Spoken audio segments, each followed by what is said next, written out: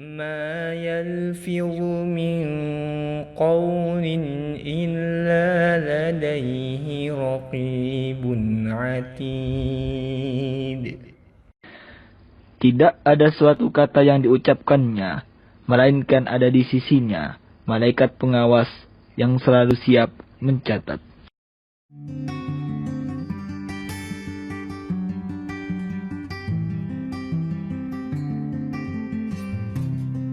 Bismillahirrahmanirrahim. Assalamualaikum warahmatullahi wabarakatuh. Alhamdulillah wassalatu wassalamu ala rasulillah amma ba'd. Pencinta ilmu komunikasi Islam, bersua kembali kita pada kuliah komunikasi Islam. Hari ini kita akan membahas tentang jenis kedua dari berita dari aspek kekuatan. Kita baru saja membahas tentang an-naba. Itu memang berita yang sangat besar yang semua kalangan hampir tidak ada yang tidak tahu. Semua kalangan peduli untuk mengetahuinya. Nah, berita besar ini terbagi dua. Ada yang kalau bersumber dari Allah, bersumber dari Rasulullah yang sahih, ini pasti kebenarannya. Tapi kalau datang dari kalangan manusia, meskipun besar beritanya, ini perlu untuk ditabayun, perlu untuk kita klarifikasi, perlu untuk kita tanyakan. Nabi Sulaiman menyikapi naba berita besar dari burung hudhud tidak begitu saja, tapi dites dulu benar atau tidak berita tersebut. Kemudian Allah Subhanahu wa taala juga menggunakan istilah naba untuk seorang sahabat yang membawa berita dari Bani Mustalik yang ternyata tidak valid karena faktor ada kesalahpahaman dari Al-Walid dan kepada Bani Al-Mustalik itu. Allah menggunakan istilah naba dan naba itu harus ditabayyun. Jadi kalau naba itu bersumber dari Allah Subhanahu wa taala dan Rasulnya, itu pasti kebenarannya. Tapi kalau itu bersumber dari manusia, maka dia harus ditabayyun terlebih dahulu. Pencinta ilmu komunikasi Islam, kali ini kita akan membahas tentang al-khabar. Tentang al-khabar. Nah, al-khabar ini sudah menjadi bahasa kita ya. Tapi kita sering menyebutnya dengan kabar. Bukan apa khabar, tidak, tetapi apa kabar, itu bahasa kita. Tetapi sebenarnya dia berasal dari bahasa Arab, yaitu khabar. Nah, kita akan membahas tentang istilah khabar di dalam Al-Quran. Kata khabar kita temukan dalam surah An-Naml ayat 7. Allah Subhanahu wa taala berfirman, "Il qala Musa li ahlihi inni anastu nara sa'atikum minha bi khabarin au atikum bi shihabin qabasil la'allakum tastalun." Ingatlah ketika Musa berkata kepada keluarganya, "Sesungguhnya aku melihat api." Jadi dalam perjalanan Musa dari Madian menuju Mesir. Setelah lama tinggal di Madian, lari ke Madian, kemudian akhirnya menikah di Madian.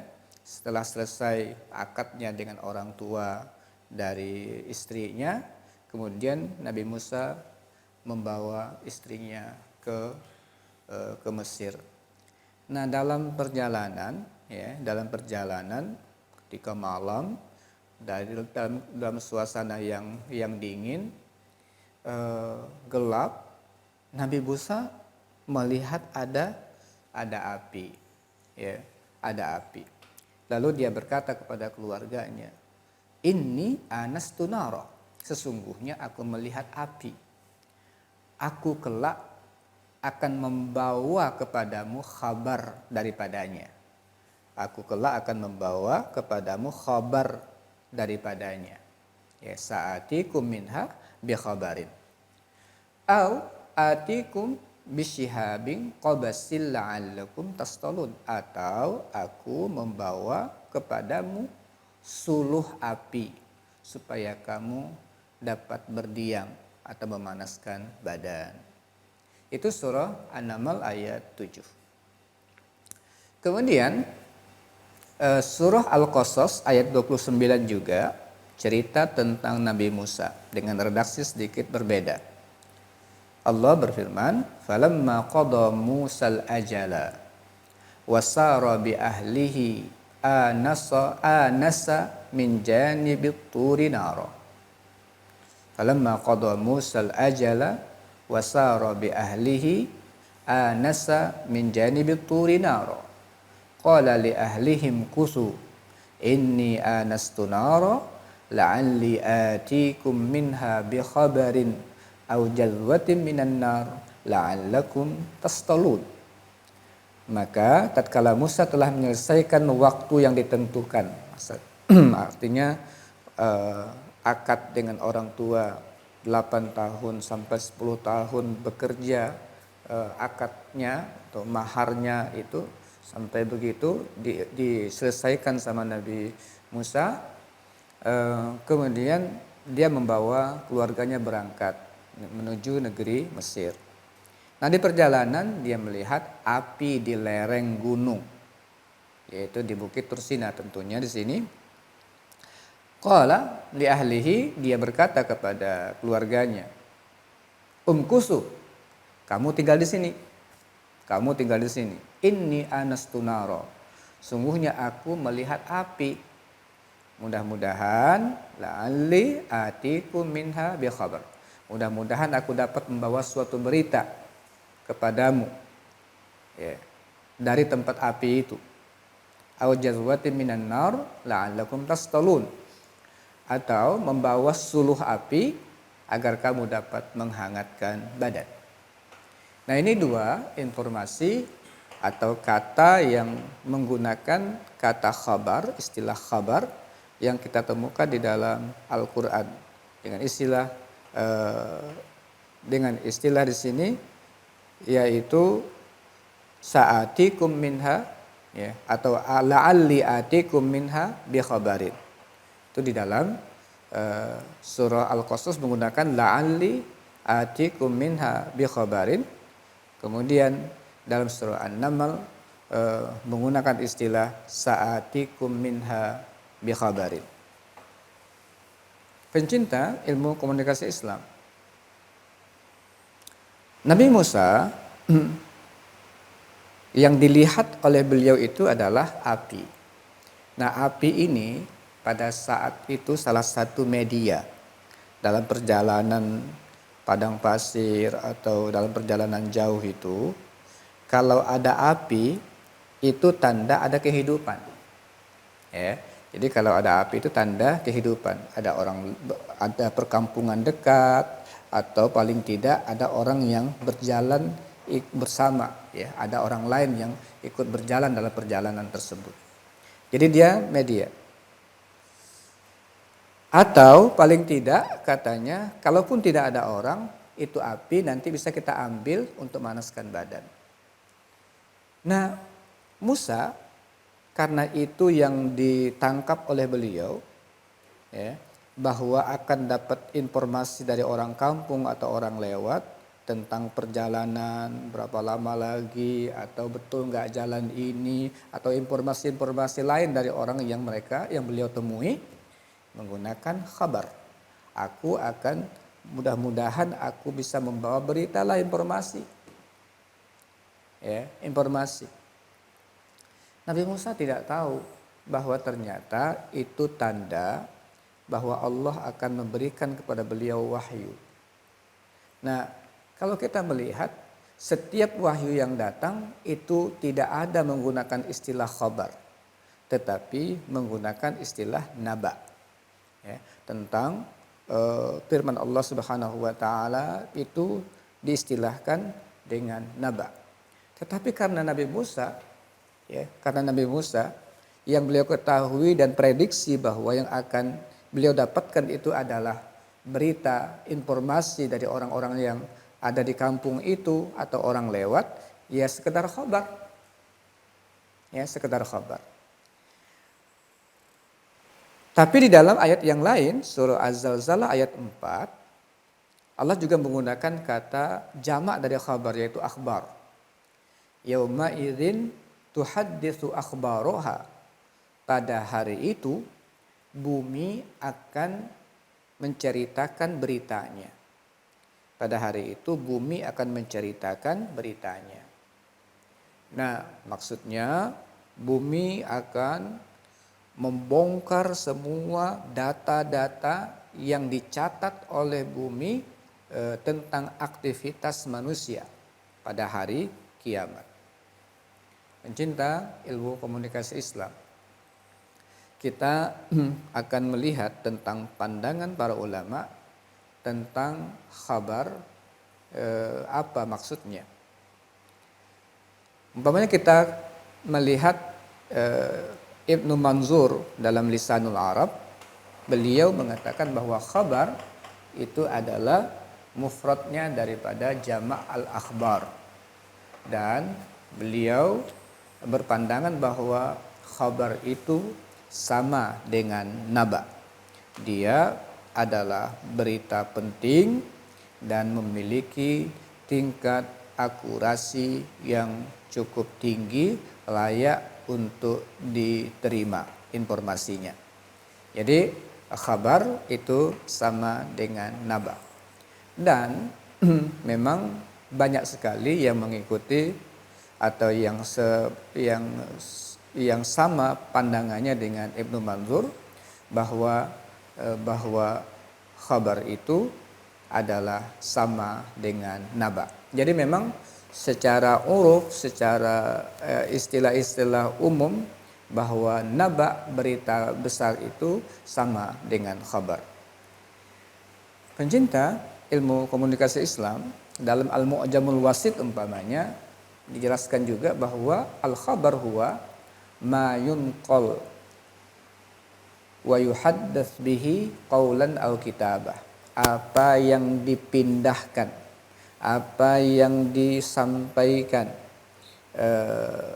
disampaikan lewat kata-kata atau lewat tulisan dari seseorang dipindahkan ke orang lain, itu disebut dengan berita.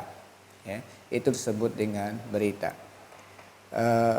Dan dalam As-Sihah, umpamanya Al-Jauhari mengatakan al-khabar huwa naba. Khabar adalah an-naba. Khabar dengan naba itu sama. Jadi itu beberapa pendapat dari para ulama. Tapi ketika melihat tabiat-tabiat dari kata yang digunakan, ada yang membedakan antara naba dengan khabar. Ya. Dia tingkatannya sedikit berbeda. Naba itu memiliki tingkat yang lebih tinggi dibandingkan khabar. Naba memiliki tingkat lebih tinggi dibandingkan al-khabar. Disebutkan ya, bahwa naba itu, ya, naba tidak dikatakan naba. Ini sebagian ya, kalangan mengatakan tidak, khabar tidak akan sampai ke derajat naba kalau tidak memenuhi tiga syarat. Dia baru disebut dengan naba kalau memenuhi 3 syarat. Yang pertama, an yakuna mufidan. Berita yang dibawa itu memiliki manfaat. Beritanya memiliki manfaat. Yang kedua, wa yahsul bihi ilmun. Kemudian berita yang sampai itu harus ke tingkat sampai ke derajat ilmu. Ilmu itu artinya memang derajatnya betul-betul dipastikan bahwa yang disampaikan itu adalah benar. Yang ketiga, minimal adalah ghalabatuz zon. Tingkat akurasinya lebih tinggi dibandingkan ya, tingkat ada campuran kebohongan atau campuran ketidakbenaran di dalamnya. Artinya tingkat derajat kesohihannya, validitasnya lebih tinggi dibandingkan unsur-unsur yang memungkinkan dia masuk berita-berita yang tidak benar. Jadi sebuah khabar akan naik derajatnya menjadi naba kalau memenuhi tiga syarat. Yang pertama adalah berita itu adalah mufid. Berita itu betul-betul memiliki manfaat. Yang kedua, berita itu harus sampai ke derajat ilmu. Ilmu itu betul-betul pasti kebenarannya. Yang ketiga, paling minimal dia itu ghalabatuz zon. Artinya dari segi kebenarannya jauh lebih tinggi dari kemungkinan ada unsur kebohongannya atau ketidakbenarannya. Baru disebut dengan naba. Jadi informasi di bawah itu tingkat akurasinya itu disebut dengan khabar atau berita biasa. Ya, dari segi manfaatnya biasa-biasa saja. Dari tingkat kualitas benar salahnya itu kemungkinan sama, ya. Itu baru berita namanya khabar, ya. Itu baru berita namanya khabar. Tapi kalau sudah sampai ke tingkat tadi bahwa manfaatnya besar, kemudian informasinya kepastiannya adalah pasti, kebenarannya pasti, paling tidak tingkat akurasinya, validitasnya lebih tinggi, itu baru disebut dengan naba. Jadi pencinta ilmu komunikasi Islam, dari sini kita bisa untuk mengetahui bahwa berita yang sampai kepada kita ini memiliki tingkatan-tingkatan yang harus kita pilah-pilah supaya informasi yang sampai kepada kita itu beritanya besar, manfaatnya besar, tingkat akurasinya bagus, kemudian paling tidak betul-betul tidak ada keraguan kebenarannya atau paling tidak validitasnya lebih kuat.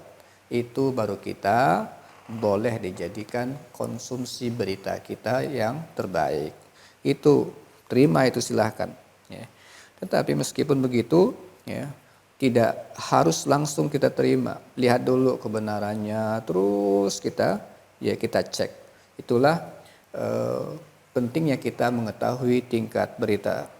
Sebagian orang ini pencinta ilmu komunikasi Islam, apapun yang masuk ke dia, apalagi sudah banyak sekali yang mengirim berita kepada dia, itu langsung ditelan mentah-mentah begitu, masuk tanpa ada seleksi lagi, langsung diterima, kemudian disampaikan kepada orang, atau sampai ke tingkat dia meyakini kebenarannya. Nah, ini berbahaya, ya. Jadi kita sudah mengetahui ada naba yang memiliki manfaat besar, kemudian tingkat kebenarannya itu pasti, atau paling tidak dia memiliki tingkat validitas dan akurasi yang sangat tinggi. Itu naba. Meskipun demikian, naba juga harus dipilih-pilih, betul enggak itu adalah naba. Yang kedua adalah khabar di bawah itu. Manfaatnya biasa-biasa saja, kemudian ilmu, ya, apakah itu benar atau salah, itu kemungkinannya sangat mungkin, yahtamil as-sidqa wal kadzib, sangat mungkin kebenaran ada di situ, atau sangat mungkin ada kebohongan di dalamnya. Kemudian yang ketiga, paling tidak khabar itu lebih rendah tingkat validitasnya dibandingkan an-naba. Nah, ini upaya-upaya kita untuk memilah-milah informasi yang masuk kepada kita supaya apa yang kita akan betul-betul jadikan ilmu untuk kita adalah berita-berita yang memang tingkat validitasnya yang terbaik.